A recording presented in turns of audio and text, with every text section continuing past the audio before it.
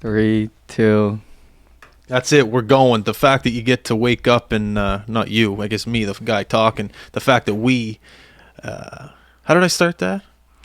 Get to wake up. The fact that we get to wake up and talking to some microphones and have people on the other end listen, fellas, and make a living. It's pretty good. It's a good time. It's fun, and we're fortunate. It's great. We're happy. We're healthy. We're alive. Hockey's fun, and hockey's going. What 9 a.m. the Leafs 9 a.m. the Leafs game was on the other day. Sunday morning, yep. Just you can't ask for much more from life right now. It's great, and I'm having fun, and I hope you guys are too. So without further ado, fellas, how was the week for you? How did the weekend treat you? We're here Monday morning. Dudes, we'll start with you. Busy weekend. It was a dance competition, so anyone that knows me listening knows that I do these at time to time, but shorter one. Still gassed after because it's a... you work hard on those. It's a late finish. Your routines are... Yeah, and it's not so much the physical side of it. It's the mental aspect, and I was fortunate enough to have Wig with me up in... Oh, it was a duo. It was a duo, yeah. So him and I just went section for section, right? So it kind of evens out. But no, man, I'm, post dance shit show is like I like to call it. I think people think that you're dancing like in it. Oh, wouldn't that be funny? Oh, that's what I said. Oh, it was a duo. And well, it was a duo technically. We just didn't dance. Well, we did, but not on stage. But yeah, no, I'm good. I got to watch boys' streams all weekend, which really helps you get through that. Because no offense to dance, it's just not my bread and butter. I do enjoy it a lot more now than I used to. But to have something like the Leafs game on at 9 a.m., for example, and then you guys had the bunch of streams in PEI really helps you get through the day. So good overall. Go, Jeff. Yeah, no, it was a good weekend. Obviously, we were up in PEI yesterday, me and one other guy, Luke, one of our CPA interns who's killing it. And yeah, it was fun. It was kind of a bit of a weird one for me because last year you cut back and it was me doing the 5 games on the regular rink and you guys going to the other rink. And then you cut to a year later, neither of you were there.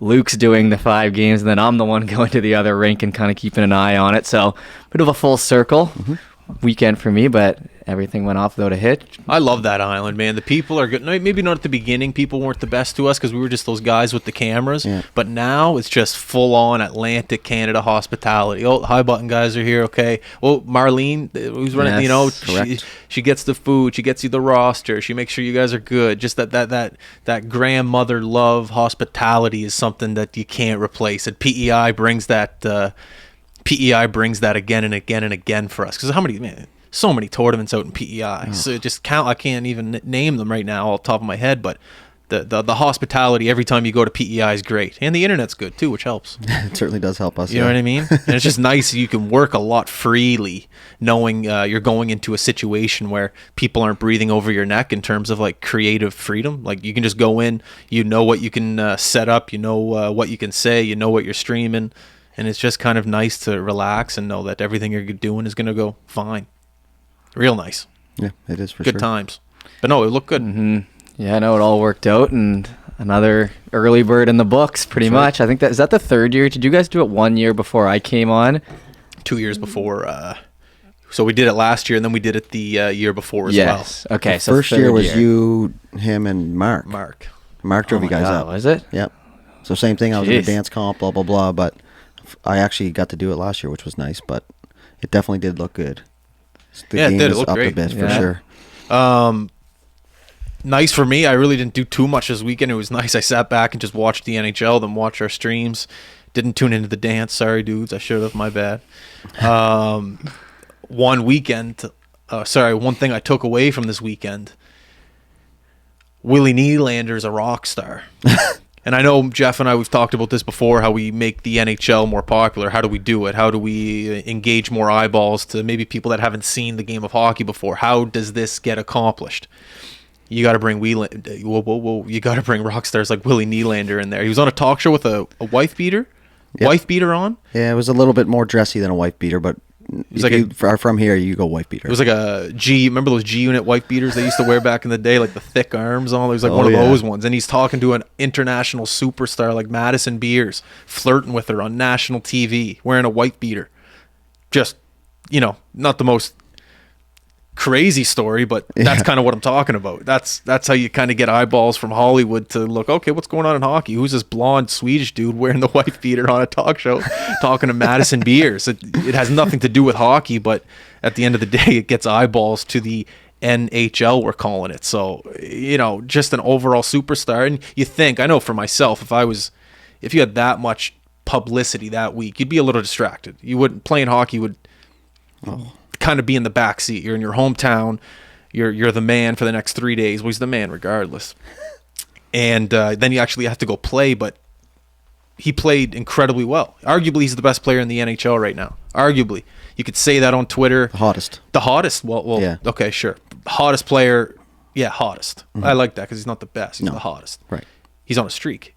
Yeah. Just overall, just an overall hell of a performance over these past. They were there for a week almost. I think they said they landed on Monday. Mm-hmm. Their last game was Sunday, so they were there for 7 days. And that 7 days is no walk in the park. That's distractions. They went to a movie premiere. They went to a bunch of stuff other than playing. I think 2 games they only played there. I think so. Yeah. So to be able to actually perform, if you're Willie Nylander, and come up with the OT winner in Sunday, and actually promote the game, promote himself, promote his country, promote the wife beater. It's just hats off, because I don't think a lot of people walking around in this place that we call Earth would be able to accomplish that with all the media attention on you. So bravo, Willie. You're a rock star. So party like a rock star, because he pulled it off. That's all I got to say about Willie. I'll just jump in on that. The first thing I'll say is that was the first time his grandmother got to see him play live. Yes. In the NHL, of course, not in his life. So that's a cool, feel-good part of the story. The wife beater thing that you said, I imagine you'll see some people trying to pull that look off in the next little bit. It's like it's like when a new song comes out and you see an Instagram post and it's always the hottest lyric as their post. I was on Amazon this morning looking up wife beaters. Willie Nylander. Too cold in the basement. I can't wear it in the studio. That's an undershirt. But to say what you said is absolutely bang on, man. They a lot of the publicity from this week in Sweden, the Global Series, they're calling it, wasn't necessarily the plays or the highlights. It was what was going on behind the scenes. And I know the Leafs do a good job of doing that, but for him to come up with performances like that, like you said, being distracted, because like you said, hometown, this is the first time he's getting to play at the NHL level with his Leafs in his hometown. I think he spent $30K on tickets or something. But the video that I did see that I think you're referencing there with him with the beater and the older lady's grabbing his muscles and saying how muscular it is, and it had to be translated in subtitles from what I saw. Yeah. And he the way he handled himself, because that could be a weird moment, right? She's not even really talking to him. She's just marveling over oh, you're so strong, all this stuff. And then he kind of deflects and he's like, yeah, I got a bunch of my teammates here, and they're just sitting in the front row no, don't do that, but they laugh. So for those guys to go over there from Sweden and Jarn Krok and those kind of guys on the Leafs and both teams was it was cool, man. But Willie, he's on a heater, man. You said he's on a streak. 17 games. He's got a point in every game to start the season. His next contract is gonna be high. Well, they say every shift that he plays that they don't sign him is another $1 million, basically, or every game. Oh my God! If you're Willie Nylander's agent right now, you're just sitting there smoking a cigar, counting Benjamins. You're just going, "What's it gonna be? 100 mil, 150 mil?" It's just.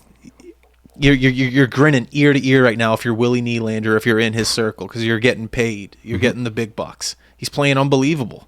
And he's doing the right things too. Not that this matters, but there was a couple practices ago on Twitter, he helped pick up the pucks. I don't know if he does that all the time, but he's doing the right things. And I don't know if that's because he wants a big contract or not. I don't know if that's in his character, but you just see the little things that he's doing correctly away from the game. Mm-hmm. He's done nothing but promote hockey in the Toronto Maple Leafs this past week.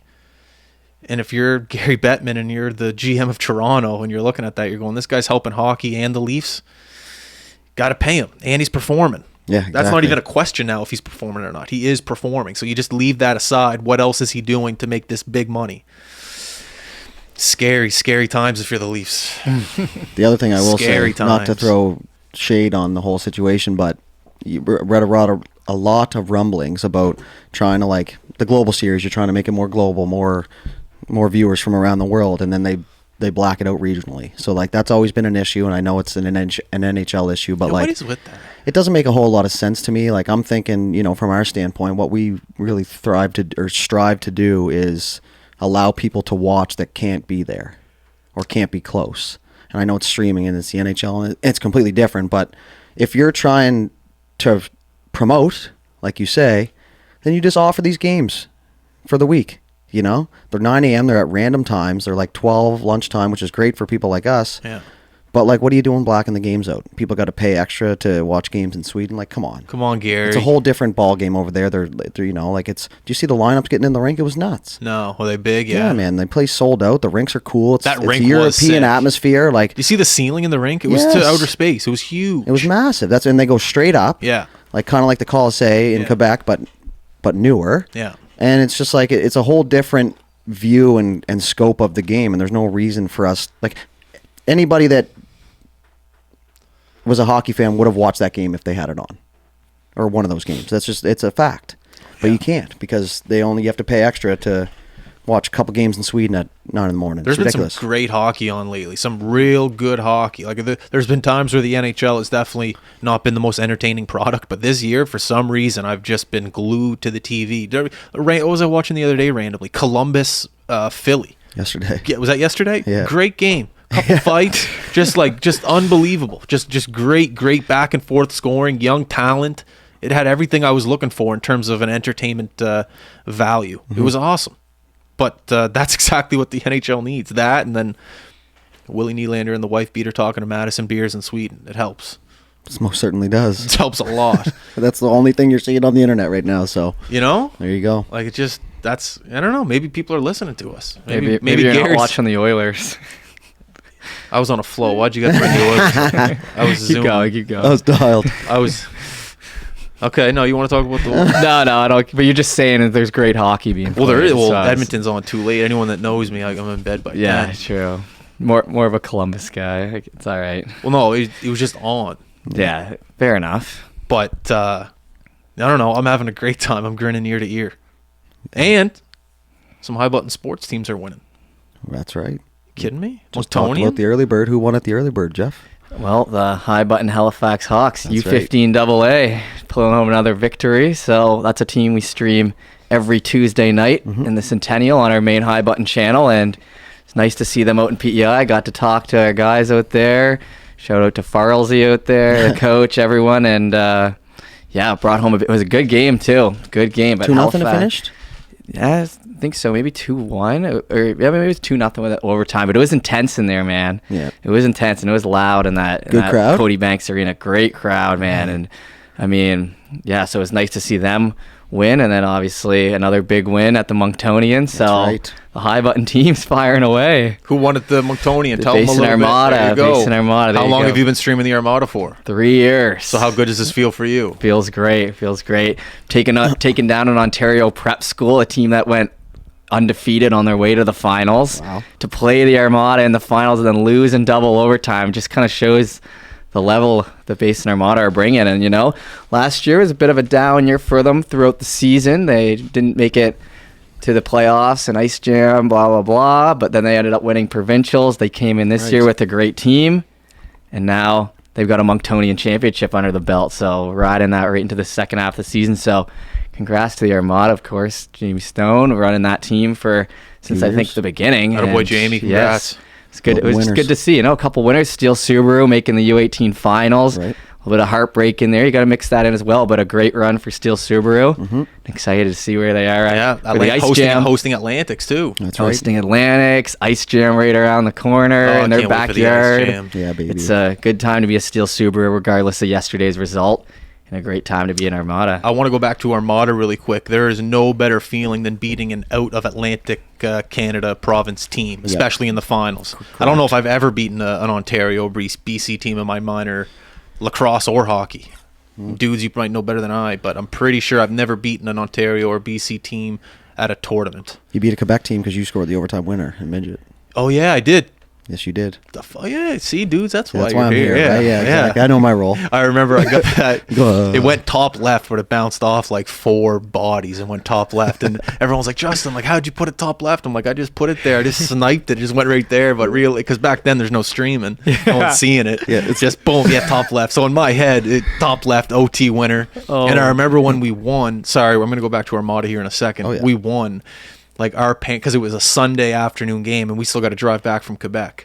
And I remember like some of the parents just weren't happy that we had to play another game because the next team we played, who was We ended up playing Detroit Bell Tire. Detroit Bell Tire Yeah, at the Gatineau, they were basically an NHL team. Like we had no business being on but they were all older than us. Yeah, they were like they were U18 still, but it was like at that point for us the league was less 17-year-olds and more 15, 16. So like. And they were like almost a lot of their guys went on to like play higher and like college and like the development program and stuff. Like they were fucking good, man. Like I don't even know. I think Wiggs scored the only goal and we barely touched the puck. No, I was gonna say like so we can't. The first period, the message in the room was if you come off the ice, you have to hit someone. If you don't hit someone, you can't come off the ice. That was like the rule because we knew we had no business being in them. So if you didn't hit someone, our coach would just be like, "Oh, keep the door shut. You got to go hit someone, then you can come off." It was nuts. But there's a reason though. Yeah. Is because sorry, you go. just because it's not the way. It's not. You can lose like that. That's okay, right? Because we still played hard, but it's the way they were going about things. Like they'd go up like 8-0, and then they'd go by and they'd give us like little sellies by the bench, and like we were a really really tight group that year. So like anything like that would have really sent us off the rails. So. Instead of us going out there and greasing people, which we ended up doing anyways, but the coach just tried to nip it in the ass, and he was fed up with it too because it wasn't the right way to do things. Like, and so he was just like, "Listen, boys, no one comes off until I don't care if you touch the puck, but no one comes off until you throw a hit." And we ended up having like 11 guys in the box at one point. It was insane. It was a short bench at the end of the game. Because they were chirping us like, "Make me a Big Mac meal," and I'm like.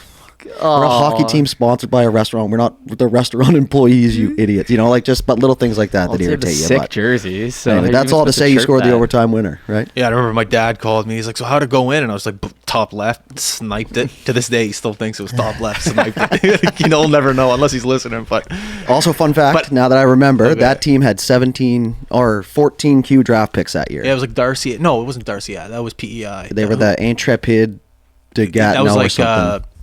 He played for the Mooseheads. One of the guys there wasn't the first overall guy to the Mooseheads back then. Oh boy. Champini? Yeah, Champini? Luca. Was he on that team? No, I don't think he was on that team. There was someone that played on the Mooseheads that year on that team that the next year they played. Yeah. Either way. But we had no business winning the game. Nah. Well, that's the thing. I just remember getting off the ice and you're looking for smiles. Yeah. And I just looked at the parents and they were just shaking their head, not at me, but just they're happy, but but like it's Sunday. They're all we got to drive back to Nova Scotia from Quebec now. Instead of getting back at like 8:00 at night, we're getting back at midnight. And it's just like anyway. I just remember that biggest goal of my life. The reason I remember it so clear was because I got sat for the overtime because I took a penalty late in the third, so I had such a good view of his goal. So you're welcome. Thank you for getting sat. I appreciate. That's probably why I was on. I'll do just sit and belly go. Anyways, back to the Armada. Yeah, well, back to the Armada. It's such a sweeter victory knowing that you're beating an out of province team, especially. You said they're a prep school? Apparently, yeah. Yeah, something like that. So that's like a private school beating a public school is basically what you're telling me. It's not quite on that level, I don't think, at that age group, but regardless, out of town, bigger market, Ontario. Prep school. Armada's just like they're a new league even. Wow. Right? So to even come and up with they play like those same teams because it's an Atlantic league, so it's not like the U15 and U8. It's like the U15 and 18 where they're bringing in like a lot of other teams. Yeah. They basically got to work to bring in other teams because they're playing against them all year. Yeah. So it is a big deal for the first time to bring in some new blood, and then that team to play pretty well, beat everyone else, and then not be able to pull it off in double overtime. Chris Brill. Oh, yeah. Nasty goal. One of the best goal scorers on High Button broadcasts in the past few years, and it was just good to see. I was happy for the kid, for sure. That's awesome. Me and Luke were pretty happy. We were celebrating up there at PEI. Too bad for kids. Too bad for kids. The Monctonian's no joke to win. Let's just add that in there. Like, yeah, cool, it's a tournament win. People might hear it like that, but... Like, for example, we talked about this before, the U16, there was 12 teams, if I'm not mistaken. There was, 28 in the U18 division and, 22, I think, in U15. That's a big bracket, man. So to even get through to the crossover round, Like in U15, there was a team, like I know the Rage, they didn't make it. You had to finish top 10. And the team that made it over them had 2 ties and they had 1. So like you can see my point here being like anything can happen in that scenario. So to win that tournament is a big deal. Oh my God, yes. A big deal. Very big deal. I remember going to it. They stressed about it for like months before. Just Monctonian, here we go. When the schedule came out, we knew our matchup. Like you're studying who we're playing against. Yeah. It was a very big deal. Yeah, big time. Very, very big deal.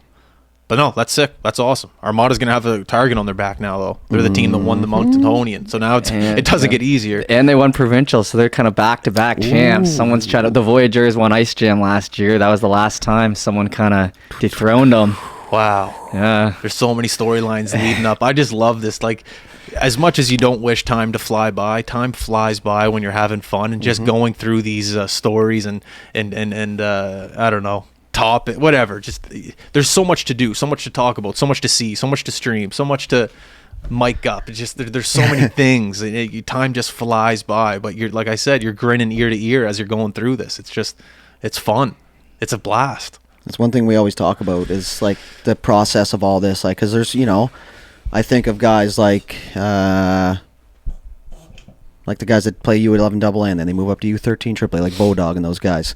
But you're starting to see them come up now. Like as we get more teams, the process is I remember him playing like that Weir kid, Owen Weir. He played in the Buster Harvey last year. He scored a sick goal. We have a video of him doing a sick celly, and then he's at the spring hockey, and now he's playing U13 AAA. And it's just like watching these players progress.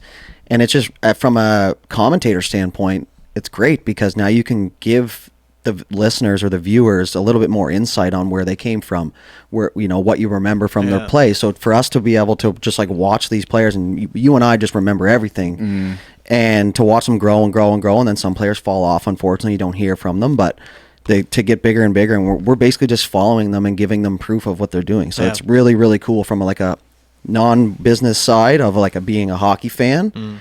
It's really cool to watch because there is a shit ton of talent around. Oh yeah, at the end of each weekend, I'll go in and look at the stats for the weekend, who scored in what game, because it's like we've got half the teams for some of these leagues. It's all kind of relevant and interesting. So we got the big tournament, the Ice Jam, so it all kind of pulls together very nicely. I agree. It's exciting. It's one of the favorite things about the job, for 100%. sure. Yeah, Definitely.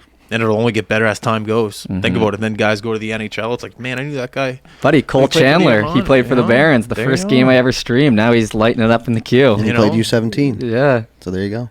Yeah, so it's fun. It definitely is from a hockey fan standpoint and from the business standpoint. It's great, man. Yeah. Lots of stuff to talk about. You could basically have a whole show on just Atlantic Hockey Canada or Atlantic Canada. Not a bad idea, duder. Oh.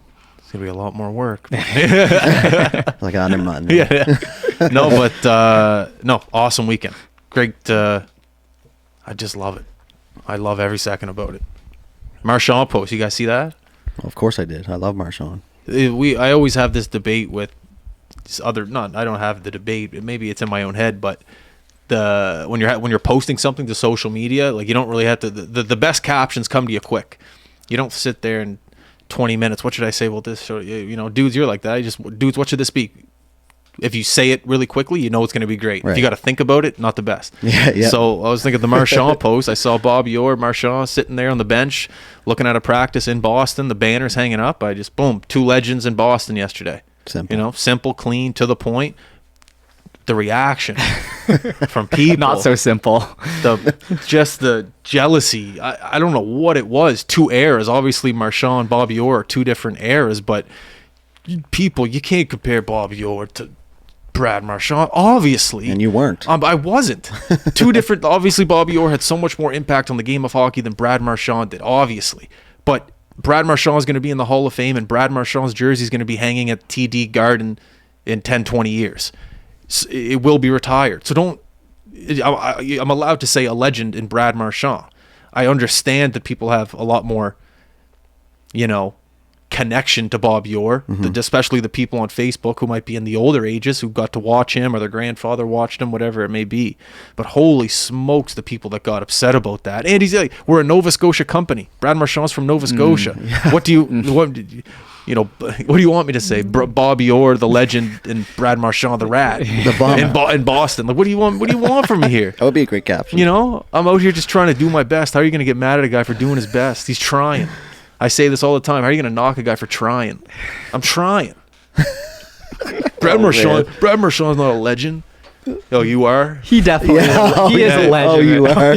Typing it out. He's not a legend. What have you done? Send me my Come power on. bill. Anyways, Sick. I'm not going to let that ruin my day, but everyone relax. Take a breath. Everything's fine. Bobby Orr's a legend in his own right in a different category. Brad Marchand's a legend in his own right in a different category. Exactly. Okay, I got that off my chest. Do you want to add to anything? There's a couple things to dissect quickly. First thing is the fact that people are even bitching about it says everything you need to know, because no one complains about a irrelevant player being posted, right? So there you go. The guy's a legend. And if you want to break it down, if he's not an NHL legend, he's a Nova Scotia legend. I don't give a shit if you hate him, you like him.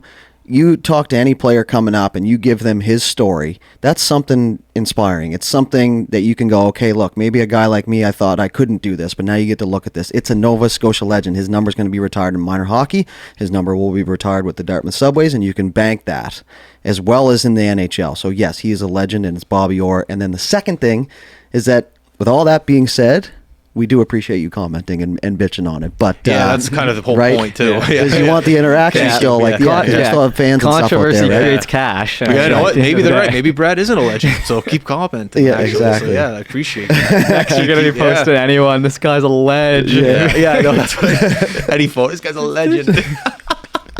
Oh yeah, so that should make you feel a little bit better, right? But I do agree, because I love Marchand, and obviously if you know me, you know that that's my style of play, and that's why I love him. But it's the optics from the player standpoint here in minor hockey, where you can, it's like they always say this in the female game, and it's so right. If you can see it, you can be it. It's one of the most cliche lines, but if you can like relate to something or just see it, you go, okay, well, that is attainable. I can do this. You know what I mean? So for him to be able to do that for a place like Nova Scotia, I know Sid did it before him, but you still need the players to keep coming through. If a one-shot deal is not going to paint a picture for anybody, right? It's just like, oh, he's a random talent. And another thing I will say about the Boston Bruins organization, they're not giving that seat to anyone. Zdeno Chara, Patrice Bergeron, You know those names? Brad Marchand. Those two names before Brad aren't legends, aren't going to go down as some of the best hockey players to ever lace them up. The Boston Great Bruins point. aren't just giving a C to a guy that he has an okay presence in the room. He talks to the media average, you know, he the way he conducts himself outside of the rink is okay. No. The Boston Bruins are an original six franchise. That C is like gold. You're not giving that to someone who has not deserved it on every level. He's deserved it when he comes to playing on the ice, for sure. We've all seen it. Overtime goals, steps up in big moments, yada, yada. But you don't get that C just by being a great hockey player. You do not get that C just by being a good hockey player. You got to do a lot more outside of the rink. You got to do a lot more inside the room. You need to do a lot of things to get that C. And he's a legend, so stop. Yeah, so right, man. What do you want me- That's such a good breakdown of the captain. Like, it's not about, this isn't Adam A, where, you know, you're the best player on the team and you get, and I'm not shitting on Adam A. I'm just saying that's more or less how it goes, The right? Boston Bruins. Yeah, and by no means did they even have to give a captain out belly. They didn't. That's the type of organization that would do that. They That's wouldn't right. just, okay, you're the C because we don't have a C. The Boston. Especially he's on the later part of his career, right? That was kind of the debate at the beginning was, well, are they going to give it to a guy that's kind of on the back nine, they say? Or you just, like, the Leafs did it. They didn't give a captain out until Tavares showed up. So there's no reason. And like you said, Boston, one of the most cherished organizations in the world, isn't just going to go, oh, yeah, he's a dickhead. Well, let's give him the C, though, because he does good things every now and then. I also noticed how he speaks to the media. Very leaderishy. Just very talks with purpose rather than, I'm trying to get out of here because my wife's in the car, I gotta go. Yeah. Like, very just like when I think, because that's the whole reason Bobby Orr was there. It was like a Legends night and they retired their banner from, Right. It was something like that. And a media member asked Brad, like, how do you feel about this past 48 hours of having the alumni here and yada yada. And the way he answered was so professional, saying, yeah, it's important that we carry tradition here in Boston to have these legends here and to show them that this organization still carries through the lessons that were taught means the world to me. It means to the world. It means the world to the players that are here. Something like that. Just very mature and to the point. Just something that you can't teach overnight, especially to like national news. Like you can't give a rookie that question. No. You can't just give anyone on the team that question. You give Brad Marchand that question, you're going to get a detailed answer, and he knocked it out of the park. Anyway, so just to see those comments, like, calm down, buddy. Also, how effective is he if he makes people at home hate him? Yeah, well, that's the thing that Yeah. that those people will never get that. But they'll be the first person there at one of his autograph sessions, probably. Yeah, 100%. Right? Brad, I hate you. Will you sign this though? My nephew loves you, so. Yeah, do you have something to say, Jeff? Oh, sorry. Not quite. No, Okay. I agree. Shoot, do I'm you a want to fan. talk about the ref or no, the coach? Oh, in Brookfield? Yeah.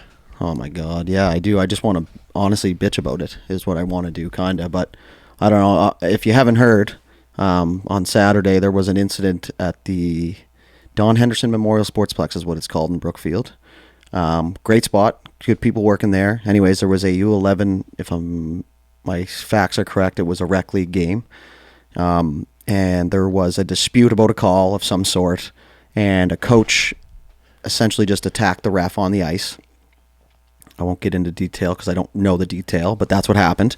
And then later, if the post is correct that has been circling, approached the same coach or the same ref in the hallway and continued to do the same thing. So obviously the police were called.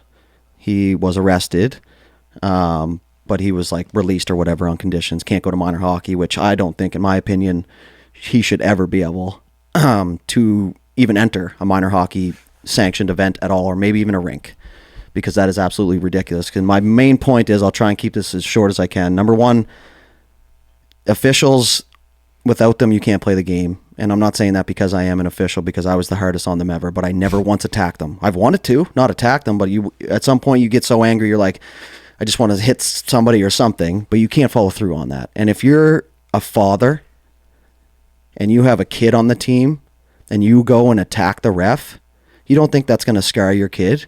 There was kids crying on the ice. The next game didn't get to play because the ref got attacked. So it was a 32-year-old guy. The ref was 32? No, the coach. How old was the ref? Do you 27. But that doesn't really. It would be different if he attacked a 14-year-old. I think of two things. I thought of, okay, probably young linesmen with him, because for those games, a lot of the time you put a more senior guy as the ref, and you bring younger officials out, some green armband type deal officials, get them into the lower ages, work them up. Are you going to want to go back to the rink as a 14-year-old linesman after watching this complete psychopath give a shit enough about a U11 game on a Saturday morning that he had to attack an official? Like, let that sink into your brain. Like, what is this? Like, what could you... It's Saturday. Yeah, I know times are tough, but what could you be so mad about? And my main point before I sign off on this topic is, I don't give a shit if it's the NHL, the World Series, U11, U18, Major Bantam, whatever. That play that you are disputing to such a degree that you get enraged to fight the official doesn't matter. It does not matter in the grand scheme of things. It does not matter. What? Because you guys lost 3-2 on a Saturday morning? Who gives a shit? Grow up. If you're one of these parents and you're getting mad at the officials, this is for you too. You don't have to attack them, but verbally attacking people is just as bad. It makes you not want to ref. It makes you not want to go to the rink, and you're going to scar these people. Use your head. People like this shouldn't be allowed in the rink ever, and that's all I'll say. Idiot. Oh, it's tough. You hate to see that, because we've all been in the scenario where you've seen that, been a part of it, yada, yada. Oh, it's tough. Right? Like, picture your dad going out and beating the shit out of the ref belly. I'm embarrassed. And you're sitting on... Like, I don't wanna... Right, you're embarrassed. You don't want to go back. Everyone knows that's your dad. Yeah. Right? Like, especially the coach. Like, I'm not saying a parent coming out of the stands would be better, but a coach. What are you doing? Like, you're supposed to be leading these kids, and you're supposed to be giving them an opportunity to do something fun and enjoyable, and you're trying to help them learn to be better humans and better hockey players and somewheres to go and almost lash out positively. And you're going to do that? What are you doing? Who let this guy behind the bench? Yeah. You know, that's the other thing. It's ridiculous. That's tough. There's so much to go into, but I just wanted to get my piece out because it's been rattling me. No footage of it, eh? Not yet. Yeah. Another point, hire us for streaming. There you go. There's always a positive. Yeah, there's always a business point. Thank you for letting me do that. I feel better. Tough. No worries. No worries. Like, so, that sucks. it's a tough transition. Do you want to move into Sid in the point streak? I think we should something more positive. Yeah, okay, we can. Fine wine. That's right. Like aging. Ageless wonder. The ageless wonder. Sid's on I think right now 12 game point streak. I think it is right now. Did he get a point? Actually, man, I should, before I go on this rant, let me check the Vegas game last night. Everybody hold tight. Everybody hold tight. I love this. He did not. He was +1 though, and he had 2 PIMs actually. So there you go. He's on the score sheet anyway. Sick rant. Yeah, I know that. The rant goes down. But regardless, it stopped last night. Well, regardless, he's still a stud. Mm-hmm. Just making people better. Just in the play. Just doing things that he was doing when he was 18, 19 years old in the league. Getting those awkward random tips like that going top left. How many more years do you have his contract? 3 years left, I think. I'm not sure on that. I'm not a contract guy unless I go home and play chill. No, it's all good. Didn't Graves get his first goal though? Yes, he This did. weekend? Yeah, Yeah, go shout out to Maritime Hockey, our Yeah. partner. That's how I knew that one. Yeah, Graves did get his first goal. That's a guy who's carved out his way in the NHL just by getting in the places where maybe not a lot of people want to get to. But he's a big body, so no one wants to go around him, to be fair. Nope. But my God, no, that's awesome for him to get that goal. A nice little goal in the slot, too. He pinched up. Perfect timing. Perfect timing. Just chucked her in there.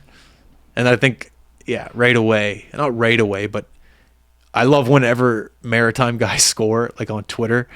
It's just like, Yarmouth's own. Like, sometimes even Pittsburgh will do it. Like, but when you get guys to score from other parts of the world, it's just like, oh, he scored. Because they know here in Atlantic Canada, if you mention something like Just a place. Nova Scotian yada yada scores, Fredericton's own, like that whole community will just retweet, share, yada yada. You'll get a retweet from High Button. Oh, hell if yeah. that's the case. 100%. So it's just so funny when even all during the broadcast. Like, I don't know if you notice, like Newhook, whenever he's playing, whenever he touches the puck, it's not Alex Newhook has it in the corner. It's Newfoundland's own Newhook with a pass to the point. Like it's never just. You're right. And You're same so with right. Barron in Montreal. It's just Halifax's own. It's always a little. It's like those old NHL games where some of the players would have like a little thing beforehand, and they would, every time you'd score with them, it would just be the same little tidbit of information. Yeah, every time. Yeah, and you just get to know these players due to their their NHL 14 sound bites. It's hilarious. I wonder if it has anything to do with like the commentators going up to the players like underneath the tunnel, because Maritimers I'd like to think we're pretty approachable people, and if you're a commentator getting ready to commentate a game, you're looking for maybe a little inside scoop. And if you're a commentator, who are you going to approach? The guy with the smile on his face, That's The right. guy with the smile on his face, 9 times out of 10 is usually the guy from the Maritimes. So when you're looking for a little something, you just go, hey, how you feeling? What's going on today? How the boys doing in the room? A little something. And the Maritime guys, give you a most sec. likely will give you something. They'll give you a little tidbit, a little nugget. I'll let you know how he's feeling. And I think that goes a long way, and it shows on these broadcasts. Like, who is it for TSN? Gord Miller. Gord Miller has so many facts just about little, Maritimers. Because I think that this community, well, he's a big World Juniors guy too. I'm pretty sure, isn't he? Yes, he is. So just things like that. He's just, I don't know. There's definitely a connection between the broadcast booth and the Maritimers that are playing pro hockey. It's great to see. You see it on TSN all the time, Sportsnet too. Ken Reed, big advocate for Nova Scotia. Actually, shout out to Ken. Just dropped his new book and just got off. You just got off a Maritime little road trip there. Little swing. He was at all the rinks around here, getting the book signed, pictures with fans. It was great to see. Sorry we couldn't make it out if you're listening, but no, it was great to see. Maritime hockey, man. It's a good thing. And that's what makes them legends. Who? Boom. All of them. The Marchand, dagger. the crew. That's Yeah, right. that's true. Um, Oh my God, yeah. what was I going to say? It's part of growing the game, though, too, right? Like, these guys know, they know the impact they're having here, right? And it's almost a little bit of pressure on them is to help grow the game. Like you said, you want, the kids here want to see the players from here on TSN, on whatever. When you see that face come up, you're like, oh, Yeah. that guy's played minor hockey here. Like, the kids from, think about being a small town from Yarmouth. I know they got, Jody Shelley already, but, Graves is really kind of the next thing that went through. So it's, especially for the small, rural communities or the smaller cities, Yeah. it's huge. And it's and it's something that these players, they wear with pride. Yeah. And I like that the broadcasting companies have picked up on it. Yeah. I love that they know how to promote it as well. Maybe they don't they're not huge on it, but they know how to chuck a little something out there Yeah. to make us people in Atlantic Canada happy. They know how to chuck out a little quick reference, and all of a sudden 20,000 people can relate to that little reference, and then we all smile. Grab your screech, folks. Alex Newhook's on a heater. You know, right? just literally, exactly. That's a great example. Just a little something like that. And it's good. It's sick. I love it. We're easy to please around here, man. You just got to give us a my little, right? God. Talk about the dome or something on the broadcast. They Yeah. always talk about the nightlife, man, in lower deck. They always Halifax. talk The about lower lower deck, deck. yeah. Yeah.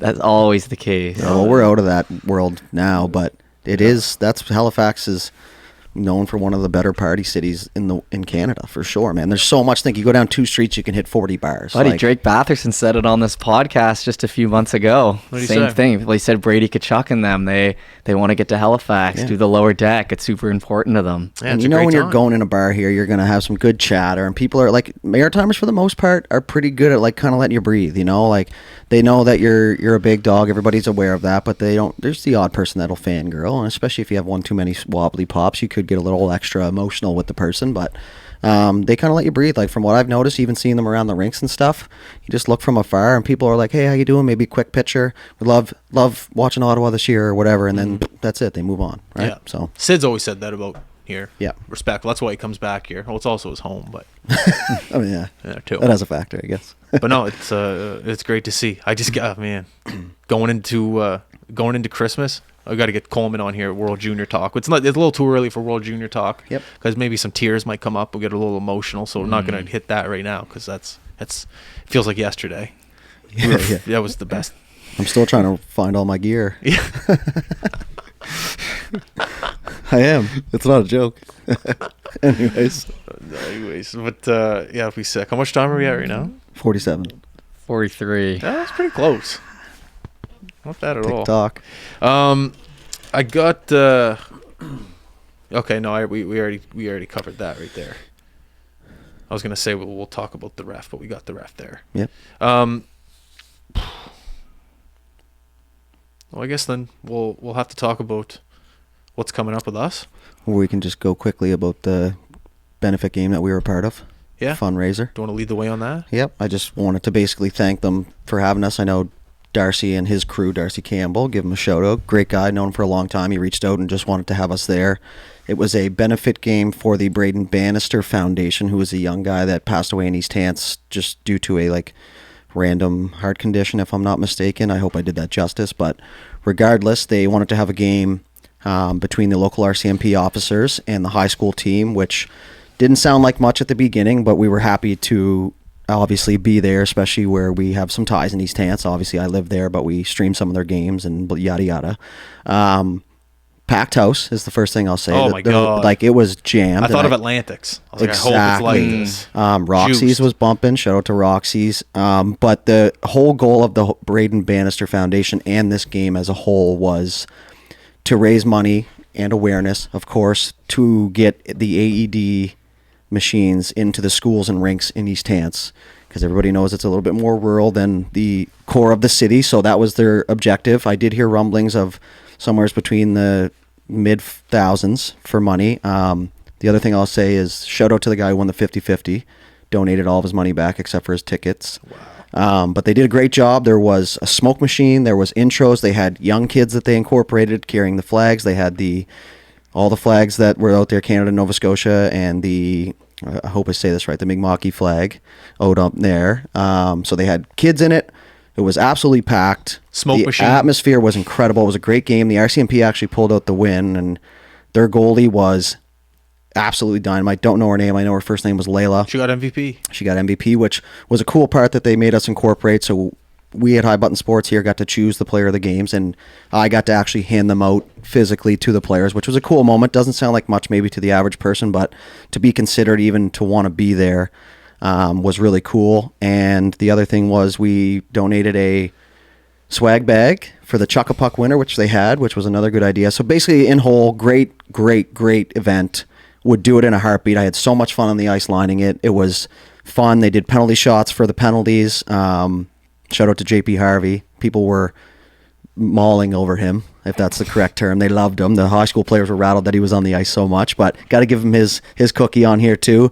But yeah, I just want to thank them for having us. It was great. I know people really appreciated it, and I look forward to the next one because I can't imagine them not doing it again. Man, that community loves hockey. That's all I could think about. Just you get a good hockey game going, get a smoke machine going, a good playlist, some good product on the ice, you're going to get people to turn out. And I just, when we were out there in that little tunnel there just shooting the shit, I didn't even really look up.